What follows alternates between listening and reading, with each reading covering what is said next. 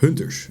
RNG is quietly ruining Monster Hunter Wilds. Not because the game is bad, but because RNG now decides what builds you're allowed to play. And when players start modding RNG out of the game, that is a game design problem. In this video I want to talk about the current state of RNG, why it's frustrating to so many players, and what Capcom could do to reduce RNG without removing the grind. Watch until the end and let me know if you think RNG is hurting the game, what you think of my possible solution, and what would you change. This video comes from me trying to play new weapons decently, but stumbling into this RNG wall, which I already hate with my main weapon. Let me be clear, I am enjoying Monster Hunter Wilds far more now than a bunch. The free title updates improve the game a lot, but those same updates also add new layers of RNG. And right now, that RNG is doing more harm than good. There are 4 major RNG systems in place currently: the reinforcement bonuses, talismans, Gog-related weapon bonuses, and the Gog-related reinforcement bonuses.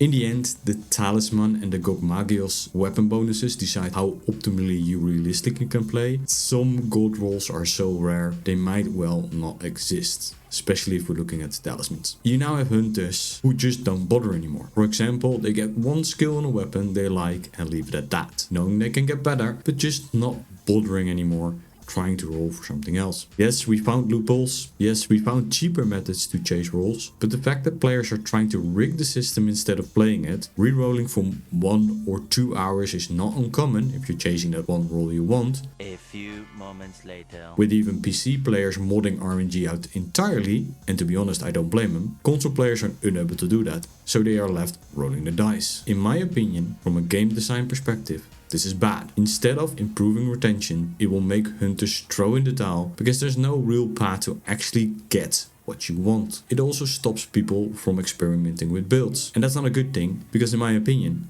that's what Monster Hunter is about. So what if you could change that? Some people will still say, if everybody can get gold rolls, builds stop mattering. But there's the thing. Builds already don't matter as much as skill. They just add towards your experience. If you give a bad player the best build in the game, they still will card 3 times. If you give a speedrunner a bad build, they will still be faster than pretty much everybody else. Monster Hunter has always been about skill. Mastery of your weapon, timing your guards or dodge, knowing openings, positioning and awareness. So if skill matters more than builds, why does RNG matter at all? Because when you reach a certain skill level, you want to experiment, and to achieve something you need something to aim for, to work towards. If you're roughly where I am now in the game, you will A rank every challenge. You'll keep doing it for the fun, but a part of the fun is also working towards things you can achieve in the game. RNG actively works against that and has people burn out instead of enjoying the game. Just a simple example, I wanted to create a build for Arc Temper Jin with core and Jin armor bonuses. I rolled so many times I stopped counting. I just didn't get it. Instead, I gave up because it felt I was wasting my time. And I know a lot of people will agree with me at this point. Another example.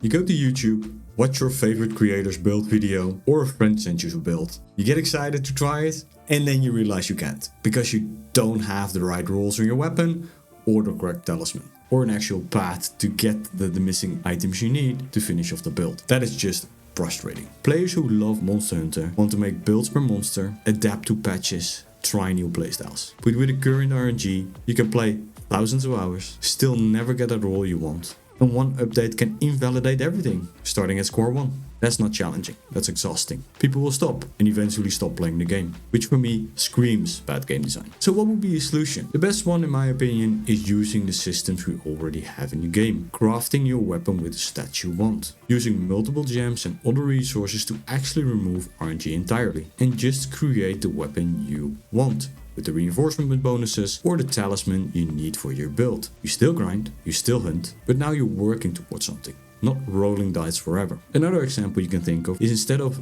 reinforcement costing 50 resources, it could cost 250 to get all bonuses you want. And for weapons, you could take 300 Gog-related parts to get the roll you want. Multiple ways around the whole RNG problem if you think about it. This wouldn't hurt Monster Hunter in my opinion, because veteran players will still stay, new players won't bounce off the RNG wall, build experimentation increases, player retention improves, and the game stays challenging, just less frustrating. Monster Hunter has always been you against the monster, trying to kill it as fast as possible. There's no competitive edge to having the best builds, because skill matters the most. So why not make systems that keep retention up? Let people experiment with more weapons and the best rolls. So what do you think? Am I right? Am I completely off? Are you like me, constantly rolling the dice with a sliver of hope to eventually change it? Let me know in the comments below. I want to hear your take on the RNG in Monster Hunter Wilds. Like and subscribe for more Monster Hunter Wilds content, and as always, stay sharp and happy hunting.